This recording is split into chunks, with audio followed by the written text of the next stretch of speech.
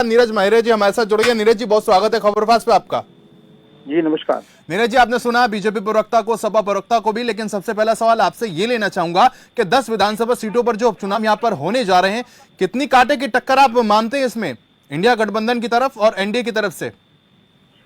देखिए सहवाग जी, पहली चीज मैं आपको बता दूं कि भारतीय जनता पार्टी के जो प्रवक्ता हैं, हमारे आदरणीय बड़े भाई हैं जी राघवेंद्र जी, मैं परिचित भी हूं उनसे, तो उनको पहले तो ये स्वीकार कर लेना चाहिए कि उत्तर प्रदेश की जनता ने, खासकर उत्तर प्रदेश की जनता ने मोदी जी का भाषण, मोदी जी का शासन और 5 किलो राशन नकार दिया है।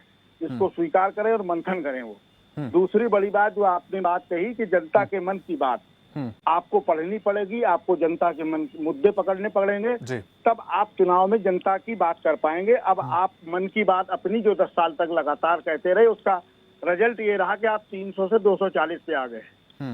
रही बात जो अभी एयरपोर्ट और ट्रेन की बात हो रही थी, तो आदरणीय ने एक बात कही थी राघवेंद्र जी ने कि मोदी जी के बाद पहले अटल जी की सरकार में ये आया वो आया।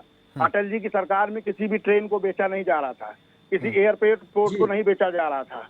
आप केवल बेचने का काम कर रहे हैं। जनता के मुद्दों पे नहीं जाएंगे, महंगाई, बेरोजगारी, सड़क, बिजली, पानी, स्वास्थ्य पे नहीं जाएगी, जनता आपको फिर नकार देगी। आपको अपनी मन की बात, जो मैंने पहले कहा फिर कहूंगा कि जनता की नब्ज पकड़िए।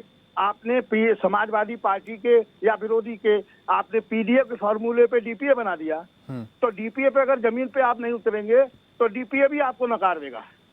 तो निश्चित रूप से आपको जनता के मन की बात करनी पड़ेगी, जनता की मुद्दों की बात करनी पड़ेगी।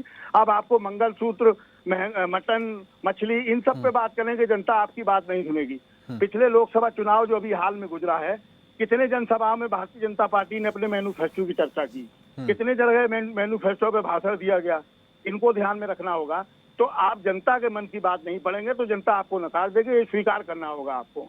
रही बात चुनाव की, तो चुनाव निश्चित रूप से उपचुनाव में सरकार का दखल होता है, सरकार से जुड़ना चाहती है जनता, तो निश्चित रूप से जनता चाहती है कि हमारे जनपद का या हमारी विधानसभा का विकास तभी होगा जब सरकार हमें मदद करेगी। तो उपचुनाव में निश्चित रूप से सरकार की मदद मिलती है और जनता भी चाहती है, और सरकार जो है उसके पास समय भी है, तो सरकार भी जनता के पास अपनी बातें, मुद्दे पहुंचाने का पूरा प्रयास कर रही है। क्योंकि इस बार का चुनाव जो है वो भारतीय जनता पार्टी के साथ साथ उत्तर प्रदेश के यशस्वी मुख्यमंत्री योगी आदित्यनाथ जी की प्रतिष्ठा का भी सवाल है। तो निश्चित रूप से प्रयास सब कर रहे हैं, सब करेंगे, लेकिन रिजल्ट पर तो अभी नहीं कुछ कहा जा सकता।